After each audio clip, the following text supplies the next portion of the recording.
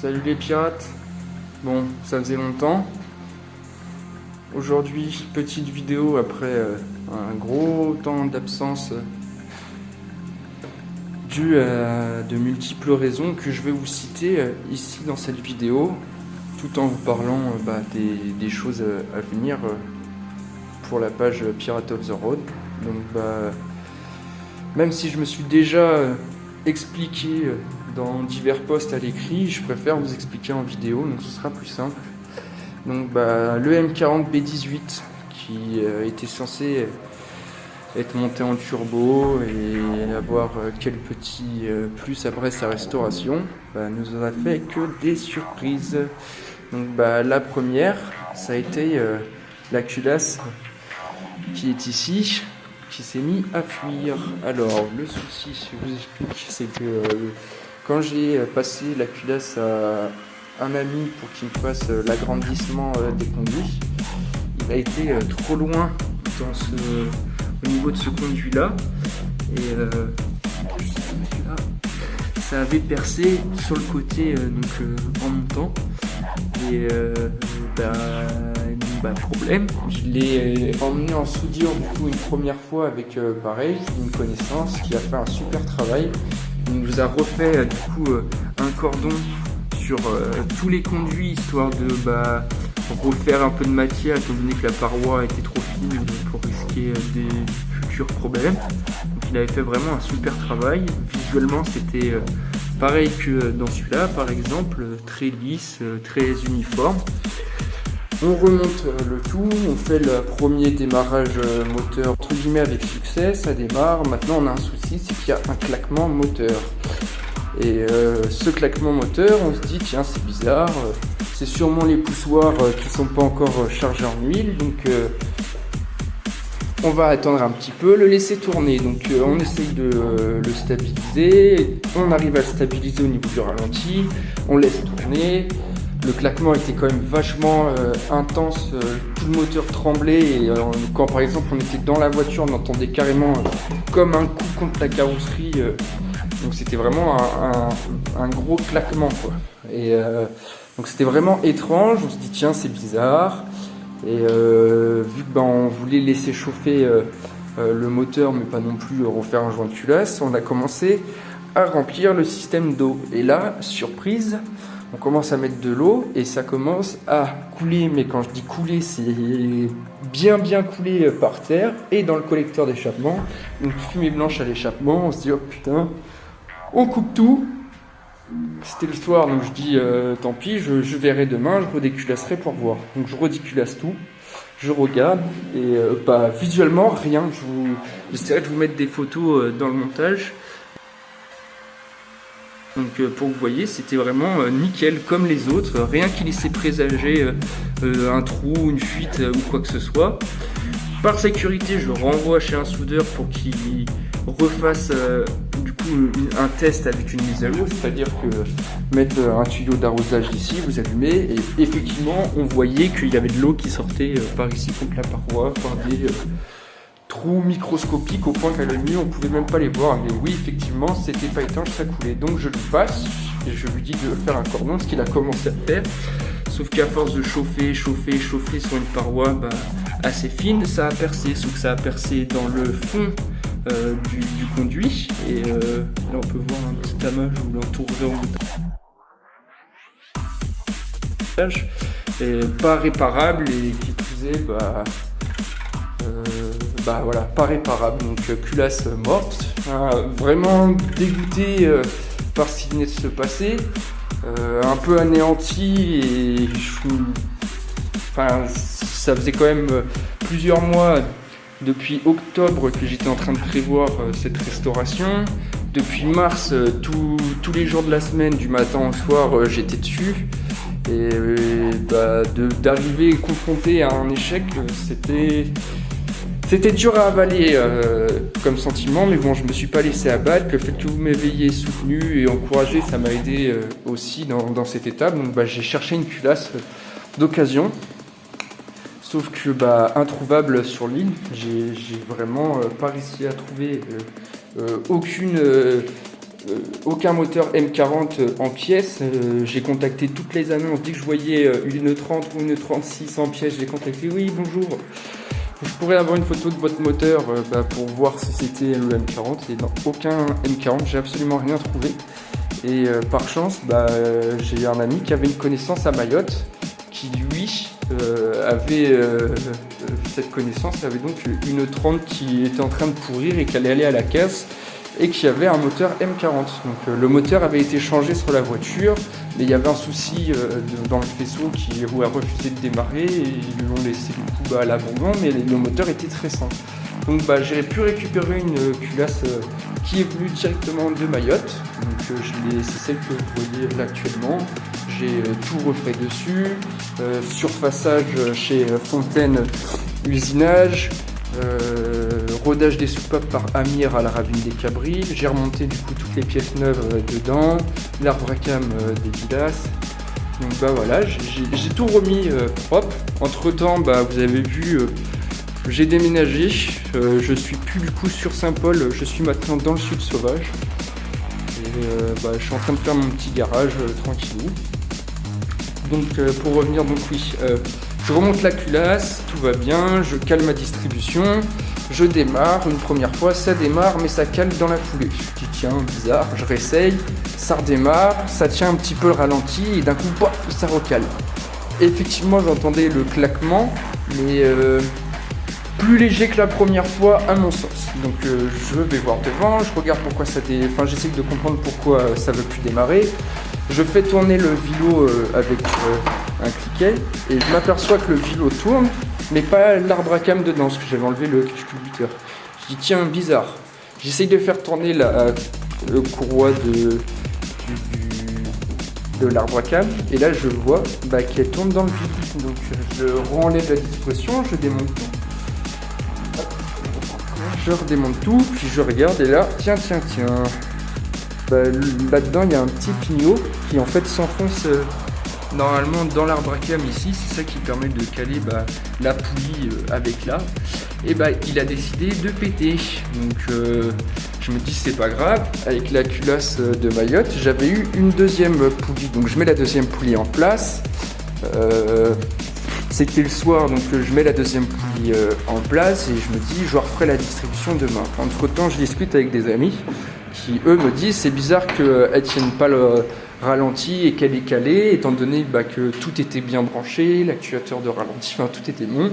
Et ils me disent ton claquement aussi c'est bizarre, c'est sûrement ta distribution qui est mal calée. Donc je me dis c'est possible que j'ai fait une erreur, donc je récupère un outil de calage des arbres à cam. La procédure de calage de distribution de chez BMW, donc je suis leur procédure à la lettre, je fais tout correctement, j'essaye de démarrer, ça démarre une fois, ça cale, je réessaye une deuxième fois, ça démarre, ça cale, poulie cassée à nouveau. Donc là je me retrouve dans l'incapacité de faire quoi que ce soit, je désespère un peu, j'essaie de regarder, je sais que je ne trouverai pas à la Réunion, qu'il n'y avait pas de pièces disponibles. Je regarde sur le Bon Coin en métropole, j'arrive à en trouver une trentaine d'euros pour ajouter plus ou moins la même chose pour les frais de transport. Ça me fait chier, je me dis que j'arrête pas d'essayer de faire les choses bien pour ce moteur, et à chaque fois ça se passe pas comme prévu, et je suis quelqu'un qui me dit je crois pas au hasard. Tout ce qui arrive n'arrive pas pour une raison quelconque. Il y a un sens derrière les choses qui se passent.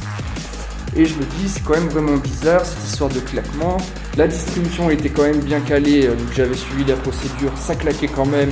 Et la poulie qui pète, je dis, il y a quelque chose qui cloche. Et il y a quelque chose qui cloche. Et du coup, la déduction finale de tout ça, ça a été mon erreur d'avoir voulu aller trop vite. Et de ne pas avoir fait tous les contrôles qui étaient nécessaires, c'est-à-dire, je ne sais pas si vous vous rappelez, mais dans les bielles Max Speeding Road, les bielles forgées que j'avais commandées, ils m'avaient envoyé soi-disant des bielles pour 318i, 318is, sauf qu'en réalité, c'est des bielles uniquement pour 318is, c'est des bielles en 140 mm, les bielles d'origine du M40 étant 135 mm. Donc j'avais un dépassement des pistons d'origine du plan joint, je disais que c'était pas possible de monter comme ça, Et par chance, j'avais vu que des pistons de 328i, donc le E36 328i, étaient du coup des pistons en 84 mm aussi, avec le même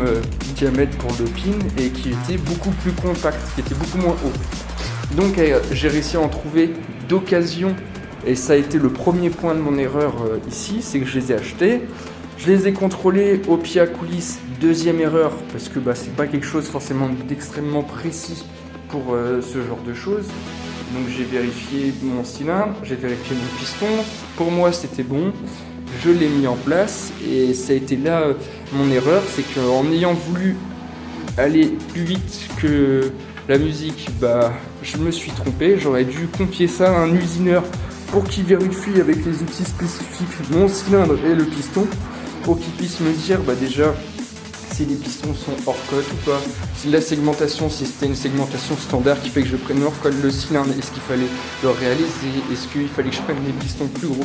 En fait, l'erreur que j'ai été, ça a été celle-là, ça a été d'avoir voulu aller trop vite. Et je sais que maintenant je ne ferai plus cette erreur une deuxième fois, et donc la conclusion finale de tout ça, c'est que le piston normalement il est censé avoir un jeu latéral comme ça, un certain jeu latéral de mouvement comme ça. Le piston, un jeu dépassant les tolérances, et du coup il ballotte, tape contre les parois du cylindre, d'où ce claquement qu'il y avait. Donc plutôt que tout redémonter, ce que j'ai quand même dû, parce qu'entre temps j'ai quand même déculasé peut-être 3 fois, parce que je voulais essayer avec un joint de culasse, j'ai essayé en mettant 2 joints de culasse un sur l'autre, les vis de culasse qui foiraient, où j'ai dû... Enfin ça a été vraiment un enfer, que j'ai déculassé 3 fois le moteur, donc 2 fois dans la même journée. La distribution, je vous en parle pas le nombre de fois que je l'ai calé, décalé, enfin... C'était un gros bordel, j'en avais vraiment plein le cul, si je me permets.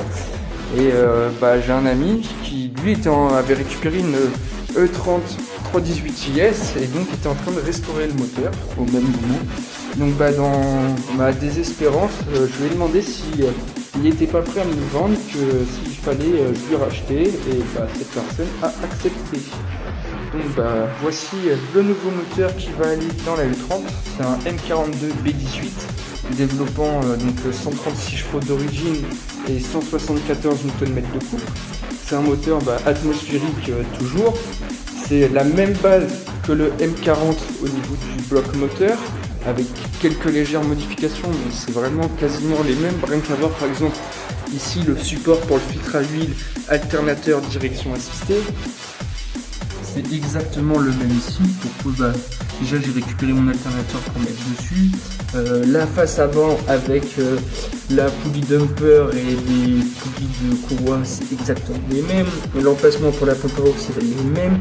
Il n'y a que la culasse du coup, et l'admission, même si l'admission est vraiment ressemblante, c'est exactement le même principe. Mais du coup c'est les deux éléments qui vont changer. Et donc on se retrouve avec une culasse 16 soupapes, contrairement à 8 sur le premier, et double arbre à câble. Au niveau de l'admission, on a quelque chose d'un peu particulier.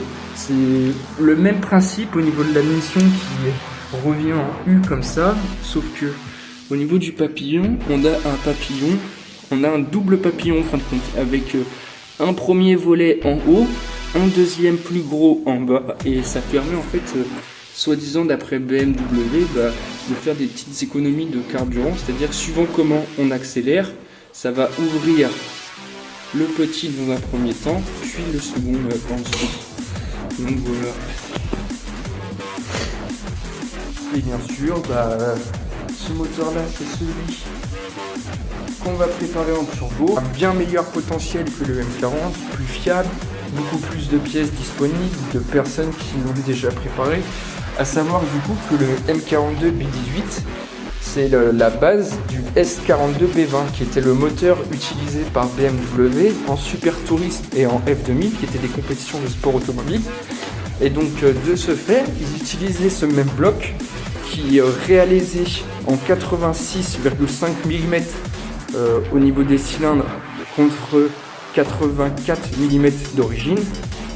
À cela, ils mettaient du coup des pistons forgés haute compression, des bielles forgées qui faisait 143 mm, donc pour encore une fois gagner de la compression, et un vilebrequin spécifique, forgé, qui avait une course de 84 mm contre 81 mm d'origine, que ce soit dans le M40 ou le M42.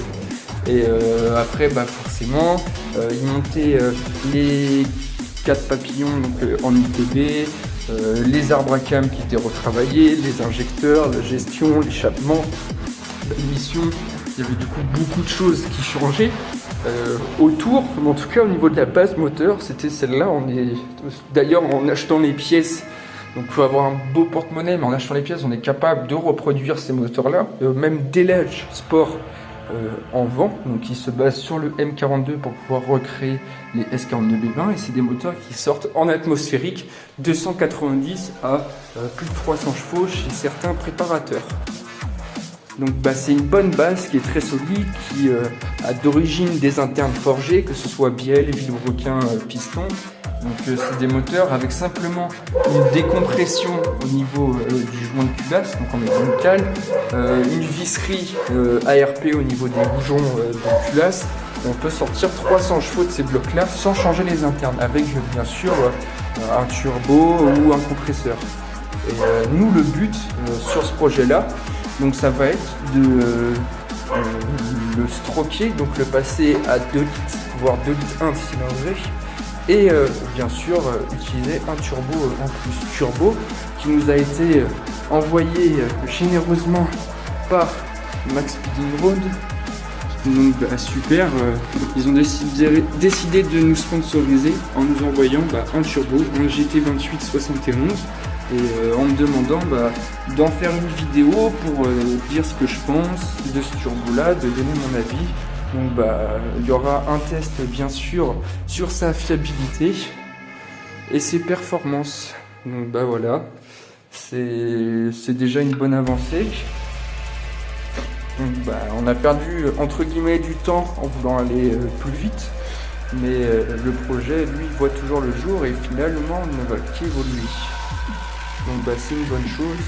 Concernant le M40, j'ai une connaissance dont je restaure son E30 qui en a un aussi mais en sale état, donc il va me récupérer la totalité de mes pièces neuves. Finalement je ne perds pas d'argent sur ce moteur là. Aujourd'hui je me suis fait la boîte de vitesse, je l'ai démontée entièrement car demain j'ai une grande grue d'atelier qui arrive pour pouvoir sortir le bloc, et n'ayant pas beaucoup d'espace entre mon mur et mon pare-choc avant, je vais devoir le sortir sur la latérale, sur le côté. Donc j'ai préféré enlever la boîte de vitesse pour pas que ça me gêne et que demain j'ai plus qu'à le soulever, le sortir et mettre le M42 à la place. Et vous allez me dire, mais pourquoi tu recules pas simplement la voiture? Pourquoi? Parce qu'il n'y a plus de roues à l'arrière, ni de train arrière tout court. Et pourquoi ça? Parce que j'ai récupéré des trains arrière de 320i Worldwide à disque. Donc adieu les tambours, on passe sur un freinage à disque. Donc, là ils sont en sale état, j'ai réussi à débloquer les écrous de cardan mais pas encore faire sortir les cardans. Mercredi je vais les passer à la presse, retirer les roulements, les poncer entièrement, les traiter, les repeindre, puis tout remonter en neuf. Pareil pour les étriers, je les ai démontés là-bas, ça va être gros nettoyage, comme on a un kit de réflexion entier, piston, joint et vraiment la totale pour repartir sur une base neuve, des durées d'aviation faites pour, tout va être remis proprement. Un autobloquant va aussi pas tarder à arriver pour le 410, il va falloir s'amuser, ça fait quand même depuis octobre que j'attends de pouvoir rouler avec ma petite Titine, donc j'avais hésité fortement à profiter que le M42 soit à terre pour commencer en fait la préparation dès à présent et de le monter seulement quand il était fini d'être fait, sauf qu'il y a beaucoup de pièces que je vais faire fabriquer sur mesure pour ce bloc, donc il va y avoir plus de 1 mois et demi à 2 mois d'attente entre le moment où j'aurai passé la commande et le moment où ça sera envoyé, et encore ça va être des pièces qui viennent des États-Unis ou d'Allemagne, donc en gros il va falloir compter presque 3 mois d'attente avant que je puisse avoir enfin les pièces entre les mains. Et n'ayant plus de véhicule personnel et ayant besoin de rouler, bah tant pis, je le redémonterai une seconde fois, mais je vais le monter donc, dans un premier temps en atmosphérique. Par la suite, je verrai si je fais pas un montage basse pression 0,3 bar maximum, juste pour dire que. Et après, bah, une fois que toutes les pièces seront en ma possession pour la préparation, bah, dans ce cas-là, let's go, hein, on le sortira. Pour ceux qui débarquent et n'ont pas vu les postes, donc niveau préparation, je vais réaliser les cylindres en 87 mm pour mettre des pistons forgés de M3 3 litres de US, donc avec le pile du piston pour la bielle en 22 mm et non 21 comme les versions Europe. À ça, donc ça va être de la marque JE Custom, donc c'est JE Piston pour les pistons, mais c'est le même groupe. Donc franchement des pistons de très très bonne qualité qui sont recommandés dans le milieu des préparations turbo comme atmosphériques. À ça va s'ajouter des bielles forgées en 135 mm qui seront faites par Matrix Mechanics, qui est une entreprise de préparation spécialisée BMW. Donc c'est eux-mêmes qui fabriquent leurs propres bielles et qui ont été développées spécialement en plus pour ce bloc-là, pour le M32. Et à ça va s'ajouter du coup un vilebrequin forgé de E46 320D. Donc les premières générations, les 134 chevaux je crois ou 136 chevaux et les 318 également en 110 chevaux je crois, quelque chose comme ça. Donc il a la chance, enfin en fait il a la particularité d'être forgé d'origine, parce que pour les diesels il faut qu'il résiste à plus de pression. Et qui plus est, il a une course de 88 mm contre les 81 mm d'origine du vilebrequin. Donc on passe sur un rapport cylindré de 2 litres 1 comparé aux 1,8 litre d'origine. Donc bah forcément ce sera bien mieux pour aller avec notre petit turbo Max Speed Road qui nous est envoyé. Et le projet final va être de sortir 500 chevaux de ce moteur là. Donc je sais pas si je garderai, je pense que je ferai une carte haute tous les jours pour tourner plus dans les 400 etc. Mais l'idéal sera de faire un passage au banc et qu'il sorte ces 500 chevaux. Chose réalisable vu qu'en ce que j'ai pu voir sur la toile, ils arrivent même à sortir plus de 600 chevaux de ces blocs-là, mais par contre à l'éthanol. Donc forcément nous à La Réunion, on est un peu limité à ce niveau-là, à part si forcément on a le budget, mais ça revient très très très cher d'acheter de l'éthanol ici. Donc pour moi, ça sera simplement du samplon 95 avec à la rigueur des additifs dedans pour les moments de circuit ou autre. Donc bah voilà, c'est tout pour les nouvelles et l'avenir qui s'y prépare. J'espère que cette vidéo vous aura plu. Demain je vais vous refaire, vous filmer je pense la grue quand je vais sortir le moteur d'ici. Et puis bah, du coup je vous retrouve pour une nouvelle vidéo demain. Restez connectés et en tout cas sur les réseaux. Continuez à nous suivre et à m'encourager, ça fait vraiment super plaisir d'avoir des personnes derrière qui suivent et avec qui partager sa passion, c'est vraiment top. Donc bah, je vous remercie du fond du cœur et puis bah, je vous dis à bientôt les pirates, tchuss.